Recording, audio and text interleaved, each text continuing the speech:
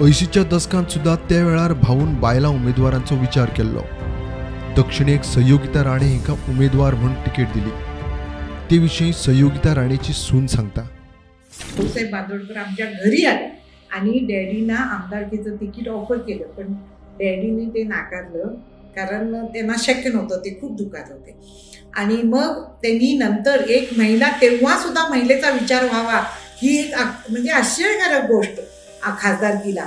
तर भाऊसाहेब बांदोडकरांनी आईसाहेबांच्यावर आणि आमच्या घराण्यावर, आमच्या डॅडींच्यावर एक तडफदार हे म्हणून त्यांनी आईसाहेबांना मुद्दाम ऑफर केली की तुमच्या मिसेस राहू देत खासदारकीला.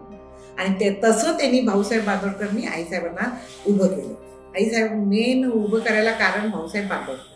तेव्हा आईसाहेब जेव्हा जायच्या तेव्हा त्यांच्याबरोबर फक्त त्यांचे आमचे म्हणजे कामगार वगैरे आणि पुरुष माझे मिस्टर वगैरे, बायका म्हणून घरातून बाहेर सरत नव्हत्या. अक्षरशः सभेला वगैरे सगळीकडं बायकांचा अगदी अभाव असायचा, अगदी रेअर बायका असायच्या. आत्ताची परिस्थिती आणि तेव्हाची जमीन आसमान आहे. तेव्हा त्या खूप स्ट्रगल केलेल्या आहेत. महिला बाहेर पडत नव्हत्या आणि आईसाहेब ह्या बाहेर पडायच्या, त्या पण इतक्या त्रासदायक, त्यांनाही खूप त्रास झाला.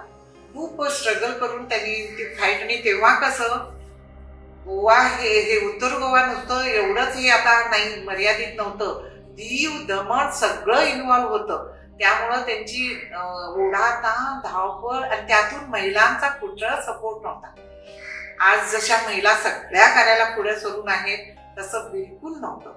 40 वर्षापूर्वीची गोष्ट. अतिशय म्हणजे महिलांचा सपोर्ट नव्हताच म्हटला तरी हरकत नाही.